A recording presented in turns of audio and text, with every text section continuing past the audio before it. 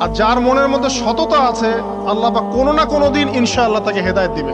মনের বিষয়টা আল্লাহ ছাড়া কেউ জানে না।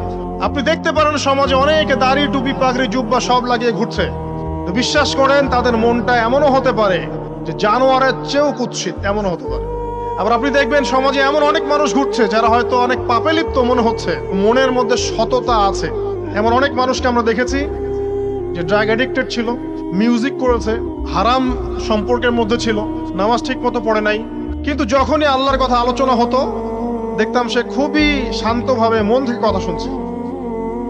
কথা শুনতে শুনতে শুনতে একদিন মাশাআল্লাহ এখন দেখবেন যে চিল্লা দিয়ে বেড়াচ্ছে বিভিন্ন মসজিদে।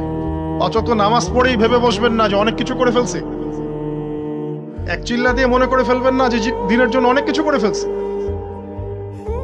একটা হজ করেছেন, ওমরা করেছেন, সিয়াম রেখেছেন, দিনের জন্য দান সদকা করেছেন, একটা মাদ্রাসা মসজিদ করেছেন, ভেবে বসবেন না আপনি সব অনেক কিছু করে ফেলেছেন এবং অন্যরা সব ককরোচ, তেলাপোকা, ওরা জাহান্নামে যাবে এমনটা মনে করবেন। জানি না আমরা যে কার আমলের কতটুকু আল্লাহর কাছে কবুল হচ্ছে।